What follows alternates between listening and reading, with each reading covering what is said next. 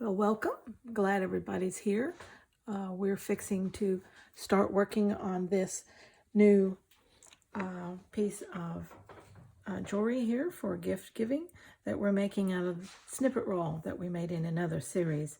Now I will put the playlist to that series where we worked on the snippet roll down below if you want to go back and catch that. Now, out of that snippet roll, which was 18 inches long, we cut 6 pieces, and we're going to get 6 different brooches, pins, or necklaces, depending on how you wear them. And as you can see, each piece is similar, but it is also very distinctly different. And some of that has to do with how you finish it off, but it also has to do with the fact that you know how snippet rolls are. They differ all the way down the roll. So when you cut a section off, you get something that looks different from the ones on each side of it. Okay, so that's the first 2 that we've done of the 6. And now we're going to work on the next one, and it is this one right here.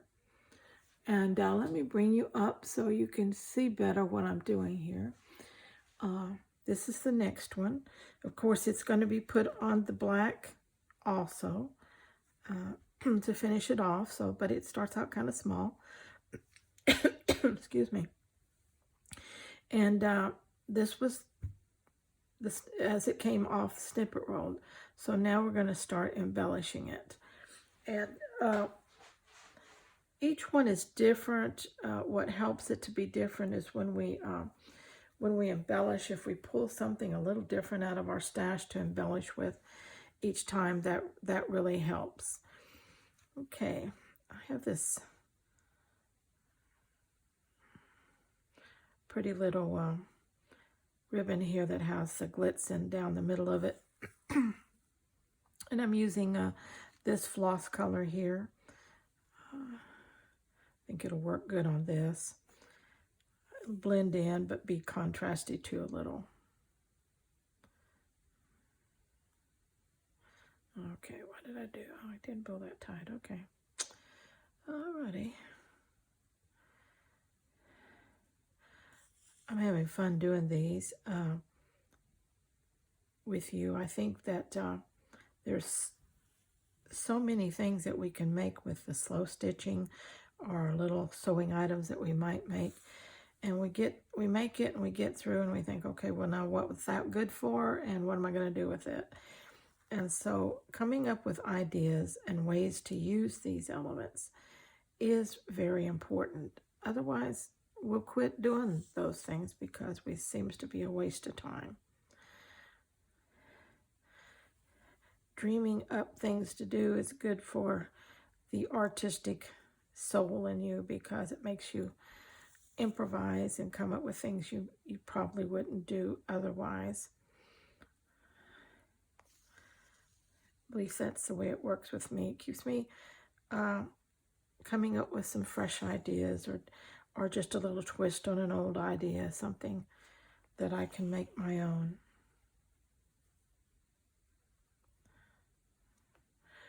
I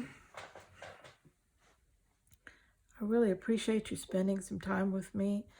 There are so many good channels out there. There's so many good fiber artists and crafters, and slow stitchers and embroiderers. There's so many good channels that I really appreciate you taking a few minutes to work along with me, or makes me feel good and makes me want to keep making these videos. So please, if you like what I do, if it's something that you think you might come back and watch again, something else I'm doing, well, please subscribe. I'd appreciate that.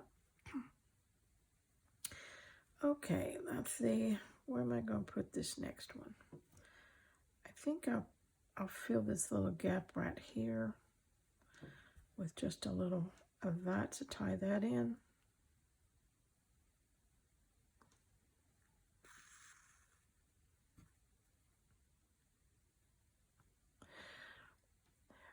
The series that I made on the snippet roll, I talked about making a snippet roll from a pre-made base and then embellishing it with textile crumbs. And when I mean crumbs, you can see I do mean crumbs, just little bits of pieces. A lot of them are a lot smaller than what people would think of as a snippet piece. Snippet pieces are usually a little bigger than what I work with. And I like the crumbs because they blend so well. You can put 20 crumbs on this and they'll blend and make a beautiful collage, where you can't do that with a little bit bigger snippets.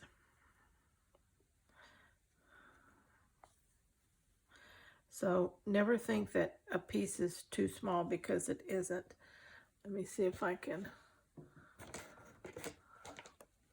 well, I don't have my little bucket here, but everything, I keep everything. You know, at a point, if I think I'm never going to use it, then I can always throw it away. But most of the time, you know, I can't remember the last time I threw away anything, because I seem to find a way to incorporate it.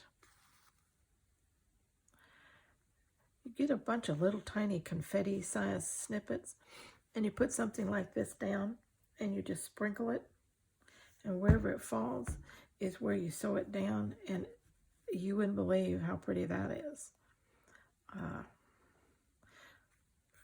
So when I say don't throw away anything because it's too small, I really do mean that. Okay, I like that. Get this little one off, he's distracting. Okay, now, what do I want to do? I'm loving the colors of this. I have this piece laying here.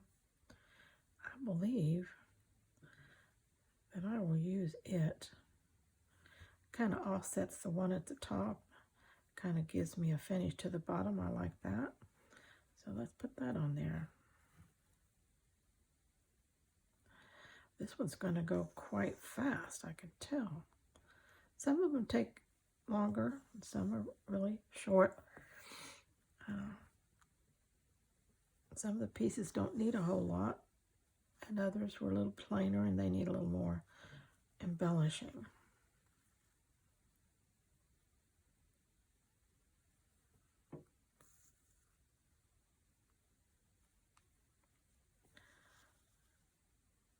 Okay, I'm thinking that is really pretty. Really gonna do the job.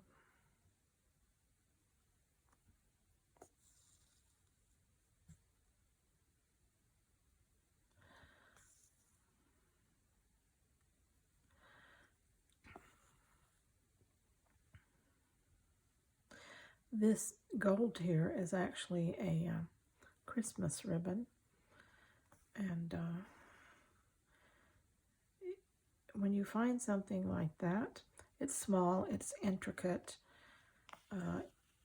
think about using it in your textiles, your slow stitching and things like that. This is, I've used it, see this part right here, I've cut it down the center and then used it like grass in a slow stitch project, a landscape. Worked out so pretty. So, you know, a lot of this stuff, it's just a matter of your imagination that's going to limit what you can and cannot do with this stuff. Okay, now this one I wanted to put a charm on. I've got this little owl here, and I thought he would look good.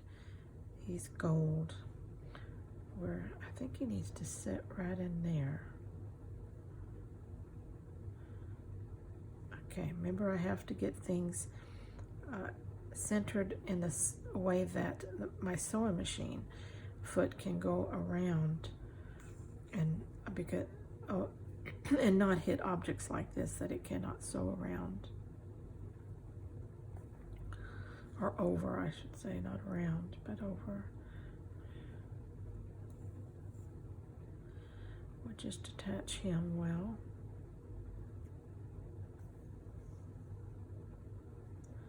He's cute dangling there, isn't he? But it looks, the brown here worked out really good. I really didn't plan it that way, but it almost looks like tree bark. So like you might be sitting on a tree limb. Isn't it funny how sometimes you work on something and you didn't plan a certain look, and yet it turned out so beautifully that way, and you think, oh wow. And other people think you're a genius, but and you don't clue them in that you're not, that it was an accident. But it's fun when that happens, and it happens quite a lot, really. Okay, you know what? I think that's a done deal. I like that just the way it is. Okay, I'm thinking that's so pretty. Let me get the black fabric that I'm going to use. Just a piece of loose weave fabric, and it's a woven fabric, so it fringes really pretty. We'll just get approximately the size we want here, because we can fringe it or cut it down however we want it. So we'll get that. And I like to get the top pretty close to where I want it to be when I finish. So let's put this to the back side so I can pull it up.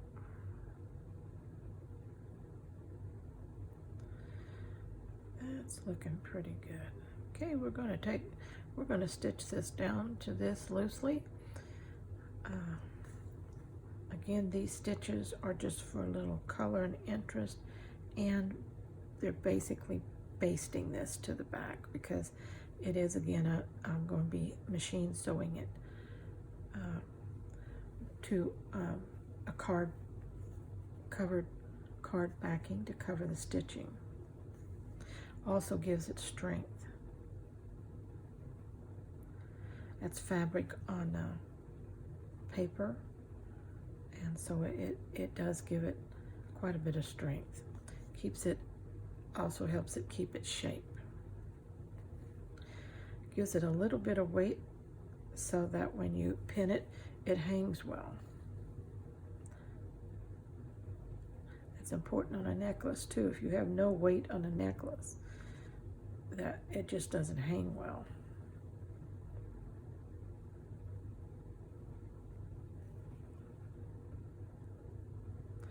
I'm liking this color of thread. It's really a good color for this.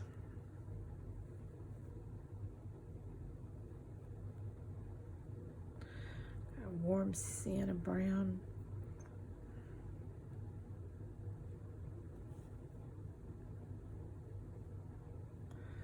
Oh, I think he's so cute. I ought to give him a name. What should we call him? He's so cute.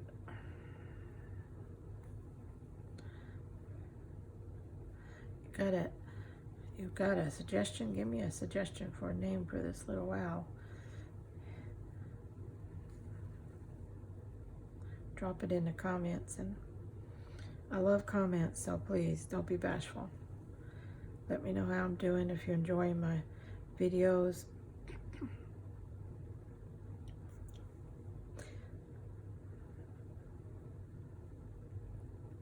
I have a friend that's doing some creative slow stitching series, and she's also doing things that double and work with junk journals. So if you're into either one of those, please give her channel a look. It's called Markets of Sunshine, and Marsha is her name, and you'll really enjoy the things that she does.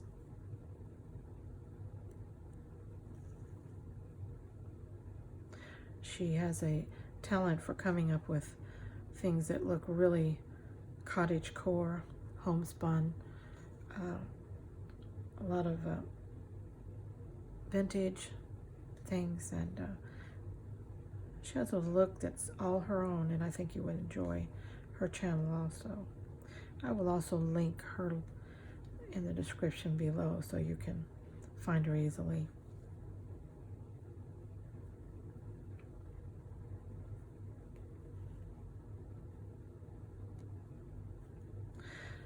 Don't forget my stitch along and read along. I'm reading one of my books and stitching so that when you have time to sit down and do some stitching, you can put it on, and while you're stitching we'll be listening to a good story and together, and I think that's enjoyable. Right now I think there are 6 episodes, which gives approximately 2 hours of listening time already on this book, and probably when I'm finished it'll be close to 3 hours, which is nice if you've got a long session in the evening, you want to sit down and do some slow stitching. Just put your YouTube channel on and listen along as we stitch together. Look up every once in a while and see what I'm doing. Let me know you're there in the comment. Give me a like if you enjoy it, and we'll slow stitch together, spend some time. We've got a long winter coming. Oops, I don't need that. Ahead of us, and so it's nice to spend some time doing that.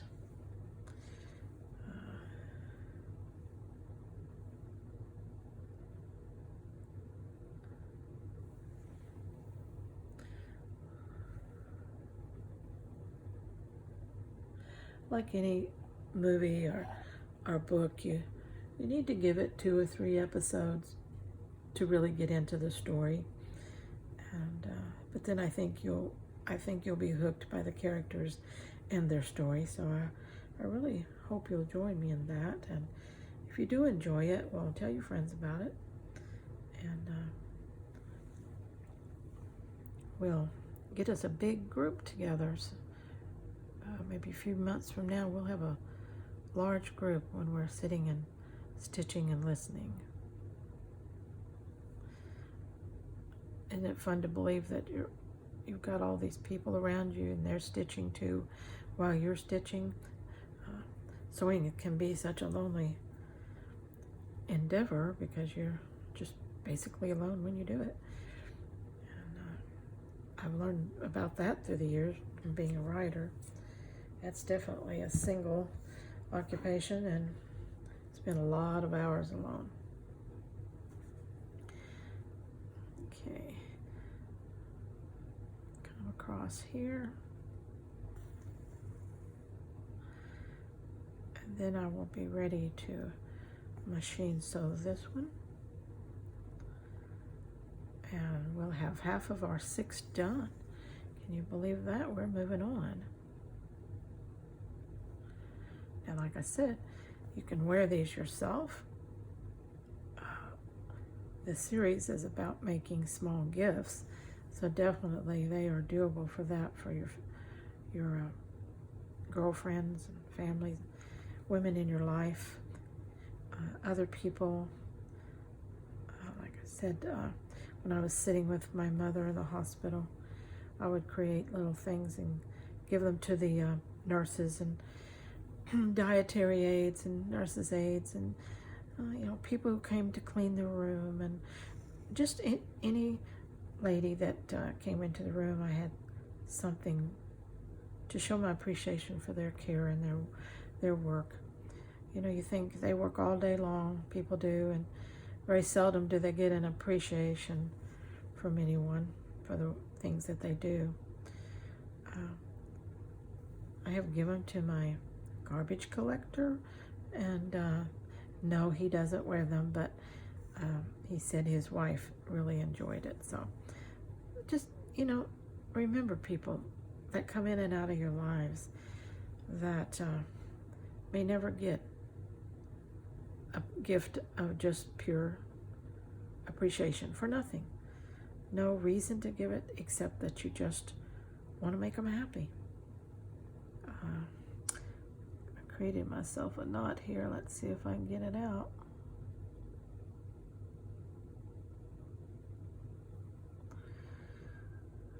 I do hate it when I do that.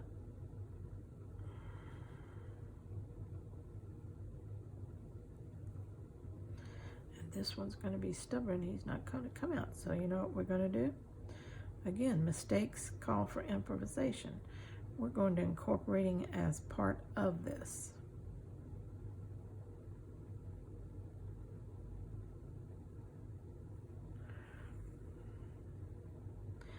And if you don't tell anybody, I won't, that this is not a design element, but a mistake. But you know what?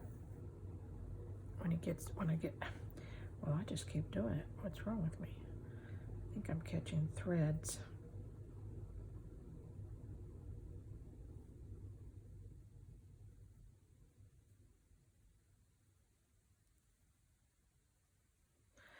Oh, that one's going to come out, thankfully.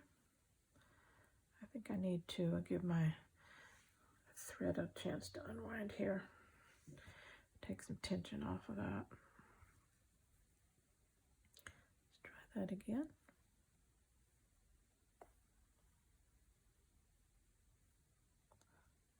Of course, anything that's in the back, that's a mistake. It gets covered up, so no problem with that.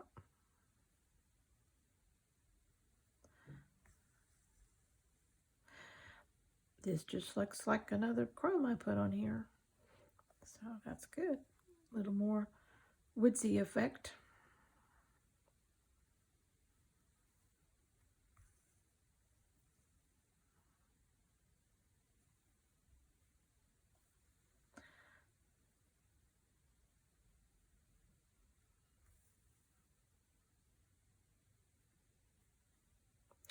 It's really nice to create little gifts like this throughout the year too. Most people, you know, they have different occasions when they gift. And so when they have something personal to add to it, it's nice. Okay, we got that ready to machine stitch.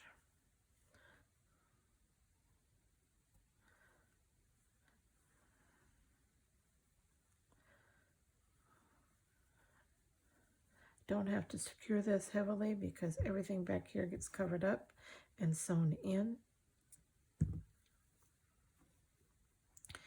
I love it. I love it. I love it. I love it. I'm going to cut this just a little shorter because while I like my bottoms a little longer on the fringe side, I don't like them too long. I'm going to even this up a little bit on the side before I fringe it. Okay. Same way on this one. Now, this is Whoppy Doodled. And you know what?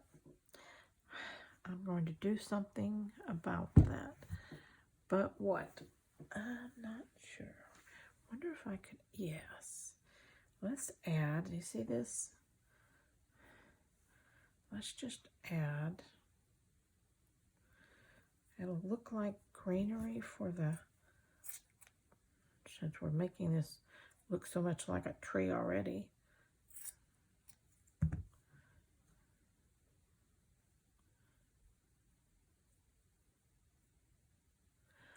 We put some of this on one of our other ones. We can add that down this side, which gives it an even out and adds that little, oh, I love it, I love it. Glad I made that mistake. If you have something Whoppy Doodle, well, just doodle Whoppy it in the other direction and you will level it out. Let's tack him down.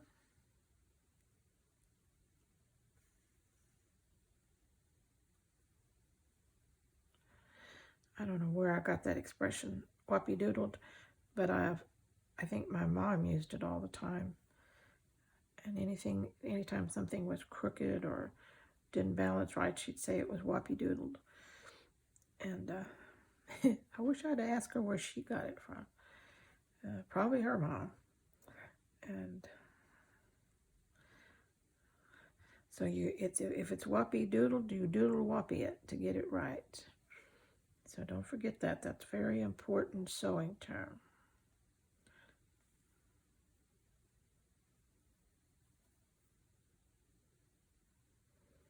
I should have named my channel that because I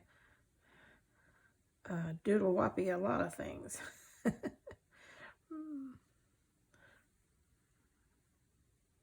But my sewing channel is named after my Etsy shop.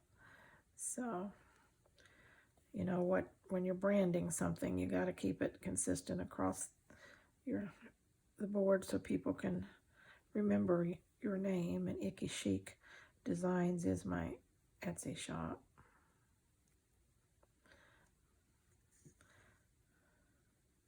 It's also my YouTube channel.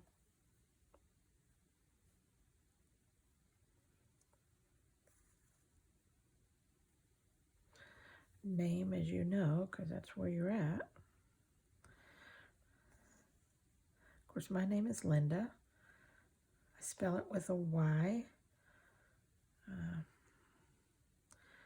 which my mother told me there was a song titled Linda when I was born many years ago, and that at that time it was kind of the thing to spell Linda with a Y instead of an I. So that's what she did.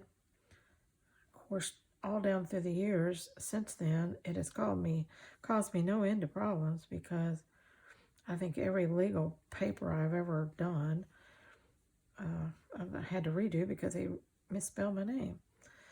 And and no one ever asks, how do you spell that? But I know there's a lot of Lindas out there with a Y. And so, anyway, that's what happened to me with that name.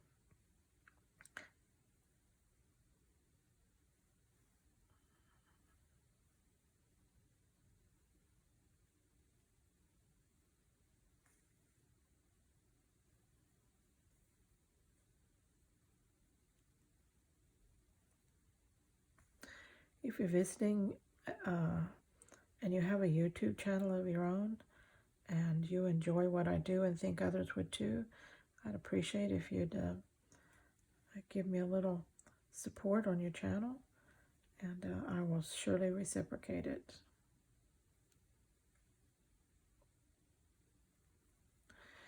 Okay, let's run this one out of here.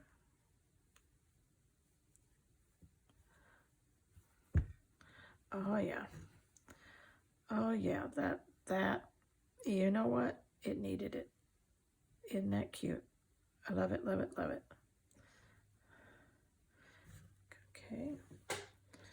We will take this to the machine and sew it, and I will show you what that looks like on our next segment. And let's see which one we'll be doing next. Let's see. Let's try this one, okay? We'll have to figure out what we're going to do with that one next. I hope you enjoyed that. And don't forget, if you got a good name for the owl, let me know. Till next time, this is Linda at Icky Chic Designs. Bye-bye.